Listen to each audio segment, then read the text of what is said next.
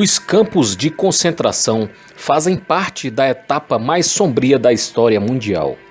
Estes locais macabros eram utilizados pelo regime nazista alemão, liderados pelo ditador Adolf Hitler, para aprisionar e assassinar milhões de pessoas nas décadas de 30 e 40.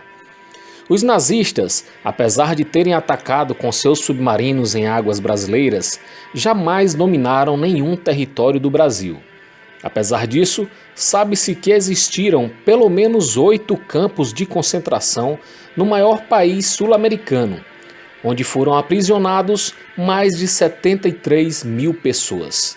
Para entender melhor esse fato histórico, faremos um breve prefácio. Como dissemos anteriormente, os campos de concentração eram utilizados pelo regime nazista, liderado por Adolf Hitler, para aprisionar e assassinar milhões de pessoas nas décadas de 1930 e 1940. Sabe-se que ao menos 20 mil campos de concentração foram instalados pelos nazistas entre os anos de 1933 e 1945 na Alemanha e em outros 12 países que foram ocupados pelas tropas de Hitler antes e durante o período da Segunda Guerra Mundial. Nesses campos de concentração eram aprisionados desde presos políticos que faziam oposição ao regime nazista até raças inteiras que eram aprisionadas pelo simples fato de ter nascido em determinada etnia, como é o caso dos judeus. Esses prisioneiros eram submetidos ao trabalho forçado, torturas, fome e frio, o que fazia com que muitos não suportassem e morressem.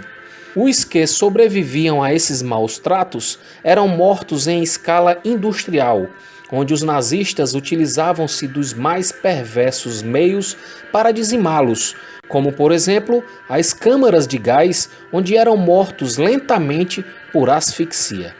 A estimativa é que 11 milhões de pessoas tenham morrido nos campos de concentração nazistas. No Brasil, o estado do Ceará sofreu com uma das mais duras secas da história no ano de 1915. Nessa época, o estado não possuía infraestrutura mínima para garantir o abastecimento de água potável para toda a população, priorizando as grandes cidades, deixando as pequenas localidades interioranas sentindo os efeitos cruéis da seca. Vendo seus animais e plantações morrerem por falta d'água e sem terem condições mínimas de se manter no interior, os sertanejos cearenses começaram a migrar em massa para as grandes cidades, principalmente para a capital, Fortaleza, que começou a sentir os efeitos dessa migração desordenada, pois flagelados perambulavam pelas ruas da cidade pedindo esmolas, vivendo em locais de alta vulnerabilidade, como barracas feitas com restos de madeira e sem condições sanitárias, o que fez com que explodissem os casos de doenças graves como a varíola. A cidade já havia experimentado no passado algo similar, quando no ano de 1878, após seca intensa, multidões de retirantes chegaram à capital cearense em busca de refúgio. Passaram a viver em condições subhumanas que criaram ambiente para a proliferação de doenças. Instaurou-se na época uma forte epidemia de varíola e, em um dia só, um total de 1.004 pessoas morreram vítimas da enfermidade no episódio que ficou conhecido como o Dia dos 1000 Mortos.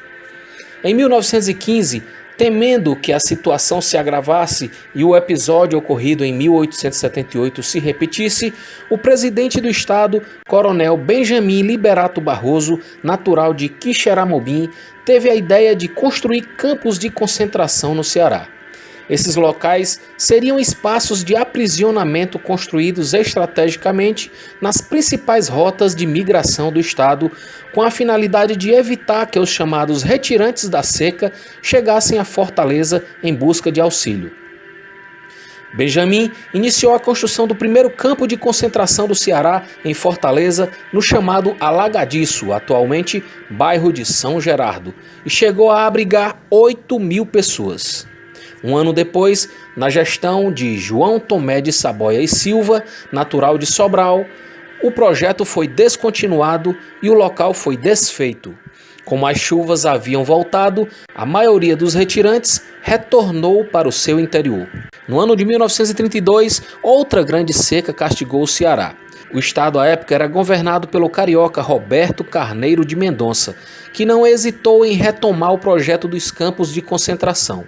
E dessa vez, ordenou a construção de 7 estruturas, sendo 2 em Fortaleza, nos bairros Pirambu e Otávio Bonfim, bem como em outros 5 municípios: Crato, Senador Pompeu, Quixeramobim, Cariús e Ipu.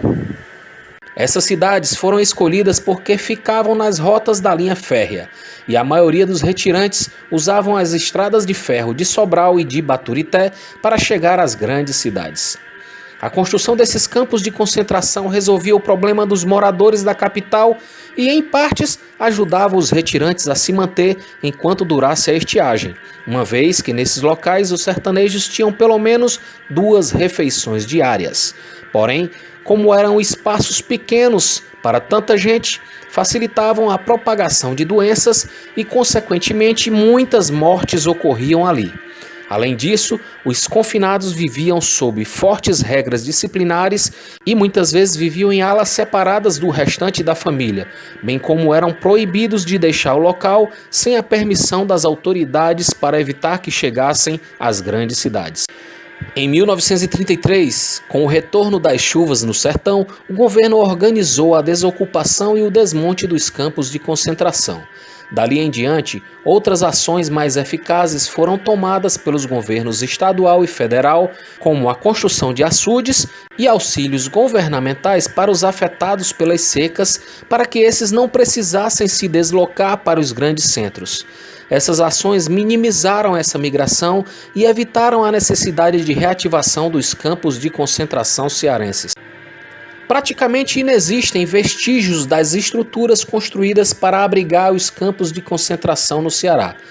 Porém, a cidade de Senador Pompeu, município cearense com 26 mil habitantes, foi quem soube melhor preservar seu patrimônio histórico e, embora em condições precárias, é possível visitar o campo de concentração do Patu e ter uma noção de como viviam os confinados que por ali passaram. A estrutura de Senador Pompeu conta com 12 casarões, uma vila operária e 3 casas de pólvora, e chegou a abrigar mais de 20 mil pessoas. Vale salientar que não se pode associar os campos de concentração nazistas aos cearenses, pois os campos erguidos pelos seguidores de Hitler originalmente foram criados para ali cometerem atrocidades contra inimigos e toda uma etnia. Já os campos de concentração cearenses foram criados com a intenção de resolver a problemática dos retirantes das secas e não exterminá-los. Porém, indiretamente, o confinamento de tanta gente em espaços restritos acabou por atingir o mesmo fim, tendo morrido ali, principalmente por doenças, milhares de retirantes nordestinos, naquele que tornou-se um dos momentos mais tristes da história do estado e do país.